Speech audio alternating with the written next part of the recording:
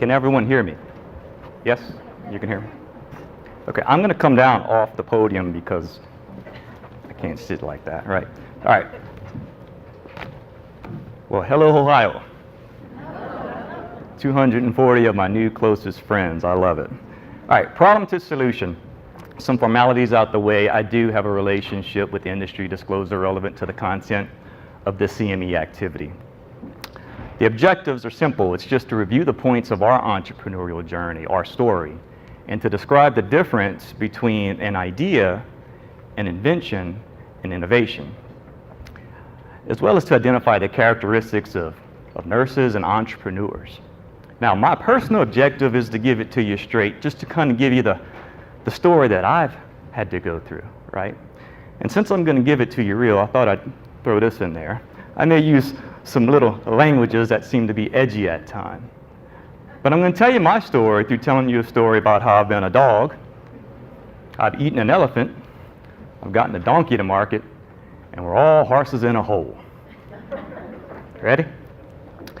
So, the name of the presentation is From Problem to Solution. And since we're at an innovation conference, let's just agree that the solution that we're looking for is innovation. And the problem is there's little of it. But when do we actually start looking for the solution? Or when do things actually start becoming a problem? Right? When is that? Well, it reminds me of a story, the howling dog story. Maybe some of you have heard this story. And if so, just bear with us. But it goes like this. There's a guy that wants to move closer to work, so he moves into this new neighborhood. Now, every day he's able to walk to work, and when he walks to work, there's this dog that's sitting on the porch. It's always howling, it's whining, it's whimpering, right? Day by day, week by week, same dog, same porch, same whining, same whimpering and howling. And then one day, he sees what he thinks might be the owner. He says, "Excuse me, sir, are you the owner for this dog?" "Well, yes, I am." "Well, how come every day I pass the house, he's always whining, whimpering, and howling?" "Well, it's easy, son. He's sitting on a nail." "Well, isn't that painful?" "Oh, yeah, it's extremely painful. It's painful enough he whines, whimpers, and howls about it, but it's just not painful enough for him to do anything about it." All right? That's the story of our lives as humans, but especially in healthcare. We condition ourselves to things that are painful because we just don't want to do anything about it, right?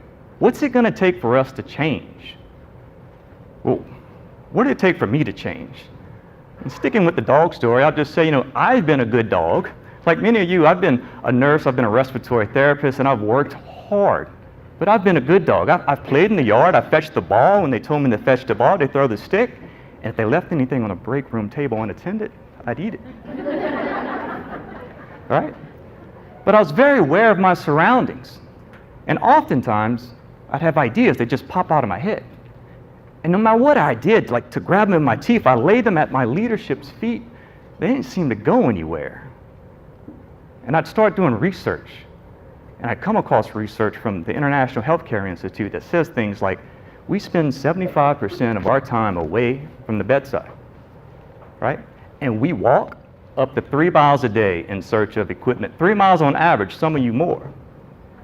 No wonder I feel like I'm chasing my tail. Does anybody else feel like that? And I felt like I was chasing my tail with leadership, because no matter what idea I brought to them, it was never enough.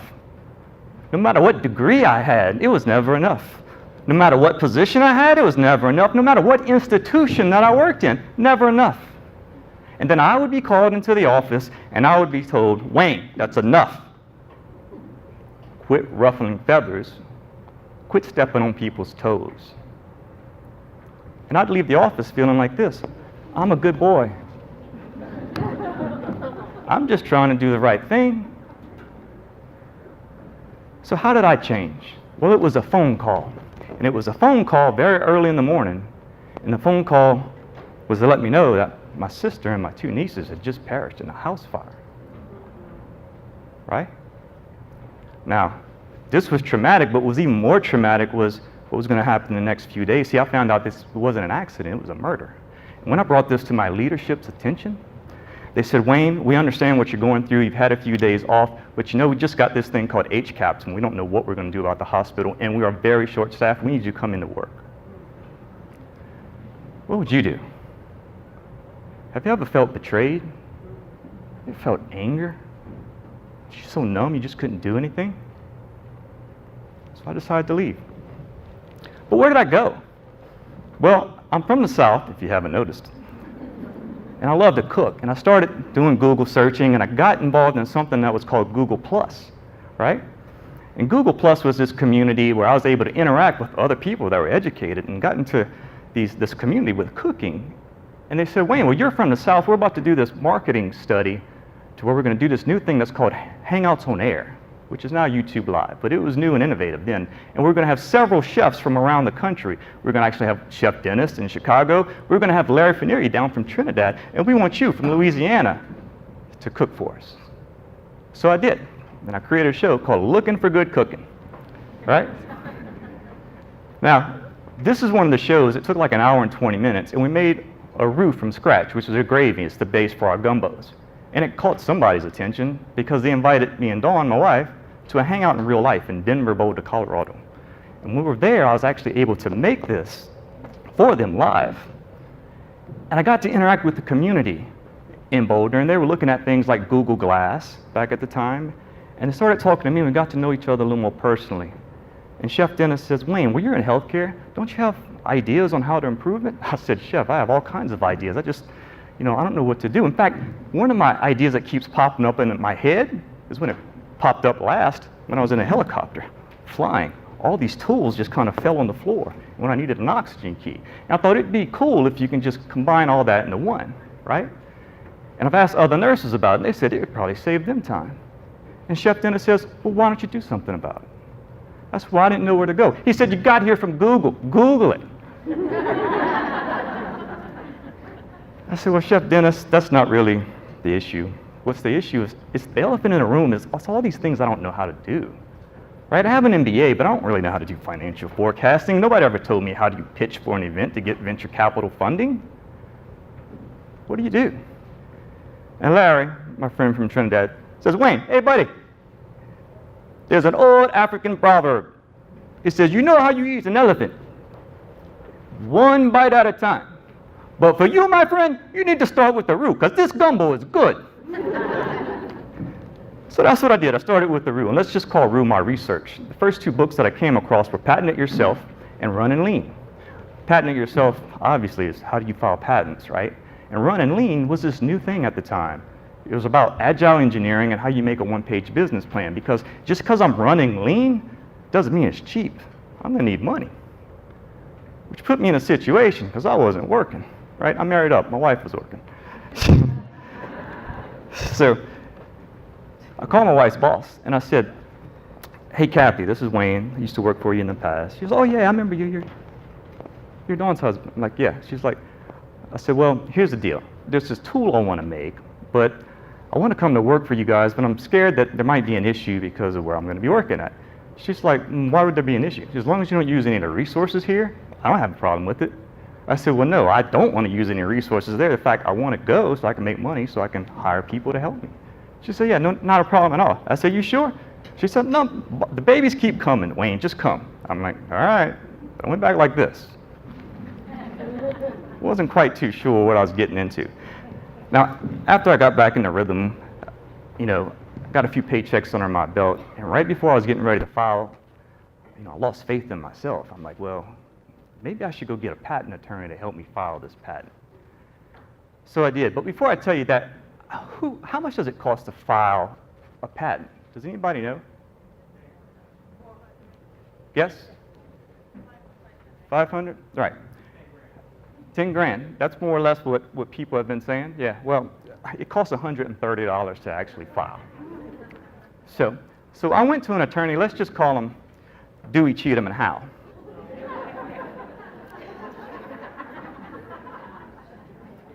Because on the 30-minute mark of my conversation with this attorney, he stopped me. He said, son, let me stop you right here. He's like, before we go any further, it's going to take a $5,000 retainer fee, and it's going to cost about $13,000 to file this patent. And mind you, you have no engineering skills, you have no drawing skills, you're not an attorney. The chances of you getting this patent are slim to none. So I'd advise you not file the patent if you don't have the money. So I didn't file. Well, at least I didn't file with him. See, because I went home. I wasn't asking for his permission. I was asking for his help. I just wanted him to cross the T's and dot the I's. And this is where I went, uspto.gov. It's the same place they have to go to file. And he was right, though. I didn't know how to draw, but I knew how to use something called Windows Snip. Would you like to see what we actually filed for our provisional patent? Right? All I did was took things from the internet, clipped them and cut them and pasted them. And I was able to file this for my provisional patent, not the non-provisional. I filed this, but I was also able to take this down to an engineer, and we made our first working prototype. But just because I had my first working prototype, I still needed to figure out how am I going to be able to make money with this, right? So I started reading up again on running lean, and it teaches you here, there's this thing called a one-page business plan. It kind of kicks the old business plan out of the door. You know, it's the 9 core principles of what every business needs to have, and it's really about going out and doing customer discovery.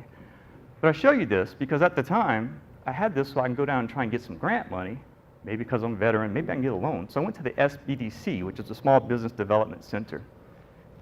And of course, when I get there, the first thing Heidi asked me, she says, can I see your business plan? I said, sure, here it is. 1 sheet of paper. She looks at it and goes, ha! Are you joking, son? I was like, no, this is the new thing. I got this from friends in Boulder. It's 1-page business plan, right? She's like, that may work in Boulder, but dog ain't gonna hunt over here, all right? You might want to take that to Shark Tank. So I left, and I went to Shark Tank. Kinda, right? It was a Delta Region Authority. It's just a small Shark Tank. It's the local investors and local little angels, and I pitched to them. And it's fair to say that when I pitched, it wasn't my best pitch ever. I'd never pitched before. In fact, I didn't win the crowd. I didn't win the judge. But I did win one person, and that one person came up to me after and said, Wayne, I love what you and Dawn are doing. It's like, I get it. I mean, my mom, she had cancer, and she just died from the last 10 months. She was in Houston. I'd see the nurses come in and out of the room, oftentimes using that hemostat for things I didn't think it was designed for. Y'all do that? And he says, I'd love to give you some seed funding, but you have to promise me, you know, and give me some paperwork that shows it's free and clear of the hospital. I said, you're on. That's not a big deal. I called up Kathy on the way home, left her a message, she didn't answer. Left her another message, she didn't answer. What's going on with this? Well, I finally get an email from her, but it's not just from her. You see, it's the email from her with Human Resources and Corporate Compliance. And I have a mandatory meeting on Monday. So I go to the meeting after the formal introduction. Kind of went something like this. Mr. Nix, I am the corporate attorney, and we'd like to advise you that any work or authorship, invention, or other creation created by a colleague during the scope of the colleague's employment with this institution shall be considered property of the institution, including any patent, yada, yada, yada, yada, yada, right? I'm like, I know. Kathy said it wasn't a big deal. And luckily, Kathy, the CEO, she backed me. She said, I didn't know anything about that. He didn't use any of our resources. I didn't think it was going to be a good idea. You know, it was no big deal. So I said, well, we'll give you this patent, but anything going forward, it belongs to us. Now, I was actually okay with them on the patent. My issue is they didn't want to do anything with it. I'd already spent about a year and several $1,000s of my money, and I got to let this thing die? And I told him that, so I'm not going to let this die. In fact, I've been talking to other nurses, and he stopped me. He said, that's where I want to stop you right there. We've heard you've been talking to other nurses, and we'd like it noted for the record that Mr. Nix has been instructed that in doing so, he is committing an act that's called tortious interference. Right? Ever heard of that?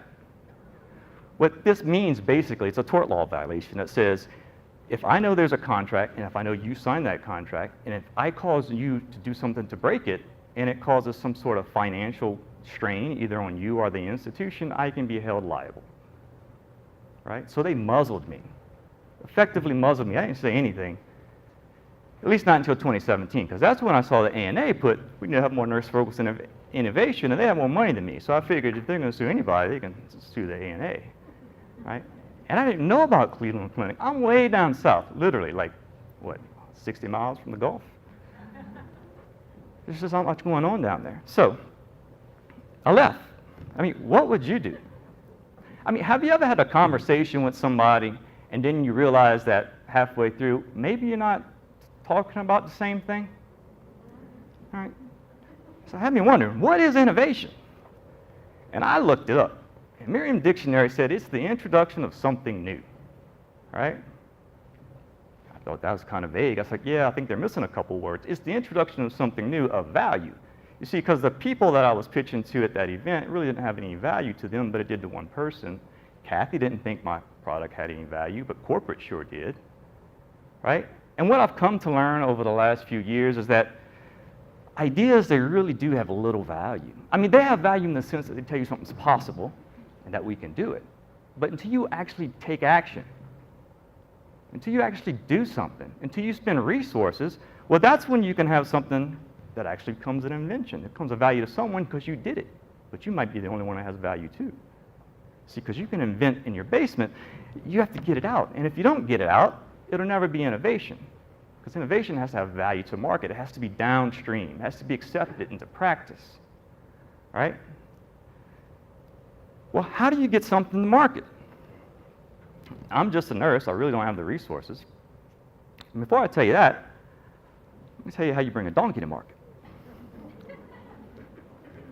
The story goes like this. There's a young lady with her child, and she has a donkey, and she wants to bring it to market.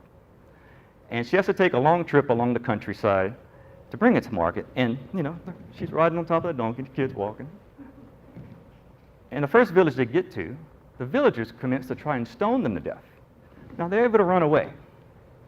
And the young lady's like, I'm not really sure what that was about. Maybe they thought it was disrespectful because I was riding on the donkey. Son, we're going to put you on a donkey in the next village that we get to. Okay, Mama. So puts him on the village. Next village to get to, right? Same thing happens. The villagers try to stone them to death. Again, they were able to escape.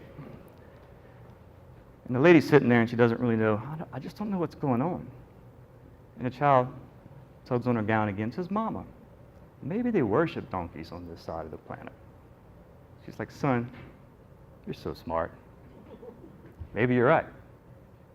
So before we get into the next village, we're going to actually carry the donkey in. So right before they get to the next village, they pick the donkey up, put him on their shoulders, and they're starting to carry in over this little bridge. All of a sudden, they drop the donkey. It falls 300 feet below into a river and it drowns. The moral of the story is this. They were trying to please 3 different people. If you try to please everyone, you're more than guaranteed you'll always lose your ass.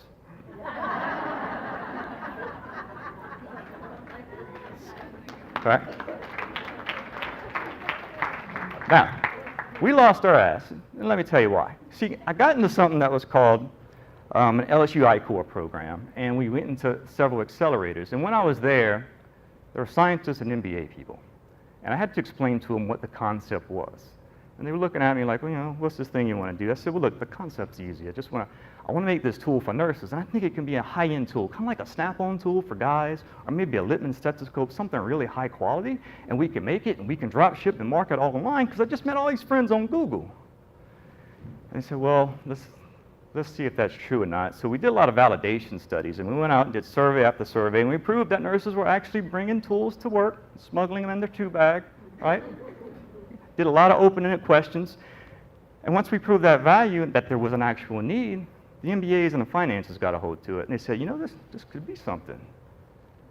But you know what would be better? You can make a lot of money if you actually switch this to a cheap disposable model and you overdo like a razor blade model with the hospitals. Man, we'll be making some money. Let's do that. I said, okay. So we started switching our business model. We actually switched the product. And we brought it to the frontline nurses several months later, and guess what they said? This feels cheap and disposable, and we don't like it. And that's why I said we lost our ass, because we were nurses. I mean, my wife's a nurse. We know that probably wasn't the right thing to do, and we went from a high-end version to a cheap disposable all the way back to a high-end version. But why did I do it? Again, I didn't really lack the confidence. I mean, I was lacking confidence. I wanted it to be easy. I wanted it to be like this, right? Easy path. No matter what, it winds up being like this. It's just like when you're delivering care at work, right? You get patient report, you make a plan, and as soon as you step foot on the floor, things change. It's not because your plan was wrong. It's just things you weren't really fully aware of, right? But isn't it the little things at work that keep you going?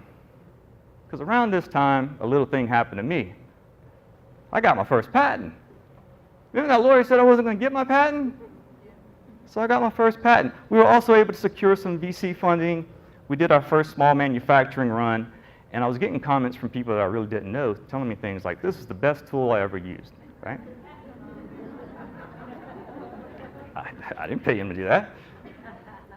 But one thing that I did walk away with, and since I am at an academic show, I thought I'd show you what the definition of innovation that I believe it is. It's the introduction of something new, using systems and documented processes while exercising resource management to build something to be accepted into market due to a perceived value. But just because I know that doesn't mean I know how to get to market. And how do you be successful with innovation? Well, I came across a book called Rockefeller Habits.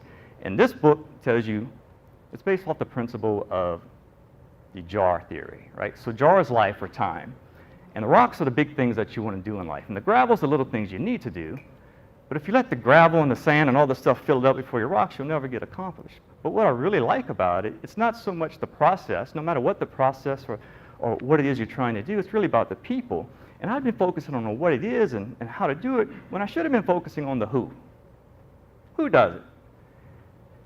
What are the characteristic traits? And I found out the characteristic traits are people that are passionate, action-oriented, they're accountable, they assess constantly, they're continuous learners, they work flexible, adaptable hours, they have systematic processes, documentation skills are off the chart, and they're a little crazy. But the good kind of crazy, the kind of work 3 16-hour shifts and still go drink a mimosa with your friends. Right? Wouldn't you agree that this is nurses? It's the same trait for entrepreneurs. Now, innovation, you're going to hear it. It's about value, right? But where does that innovation come from? Now, it comes from within institutions, yes. But I believe it comes from within the individual. In fact, it starts with an I. So why are we seeing a lack in innovation? I think it's because of the fear of what innovation requires. It's the fear of change. Innovation is change, but it takes change to get change, right? I didn't want to change, but if you fear change, you fear growth. And I had to grow, I had to change, right? Do you want to grow? What is it that you want to change? Are you sitting on a nail? Is there an elephant that you need to eat one piece at a time? If you're scared to lose your ass, come talk to me. We can find another one. The last story I'm going to leave you with is that we're all horses in a hole. What do I mean? The story goes like this. There's a farmer lives on the outskirts of town. He's a horse foreman. Towards the end of the day, he notices one of his prized horses is missing. So he goes out to search for this horse, and to his dismay, he finds the horse halfway in the hole. Now, the horse looks healthy. He's just extremely heavy. This farmer is never going to be able to pull this horse out of a hole. And it's towards the end of the day, and if he leaves him there, the coyotes and the wolves, they're going to tear him apart. All the farmer has is a shovel with him, just piles of manure all the way around him. He decides the better thing to do is just to shovel this manure over the horse. All right? So he's shoveling over the horse, and the horse shakes it off, stamps on it. Shovels some more shit on the horse. Horse shakes it up, stamps it. He slowly starts to get high out of that hole to where he's able to step out of that hole and go to greener pastures, right? The moral of the story is, look, nursing's hard, innovation's hard, entrepreneurship, it's hard. No matter what we do, life is always going to throw shit at us. But if we can learn to shake that shit off, right? We can step out of that hole, and together we can get shit done. All right.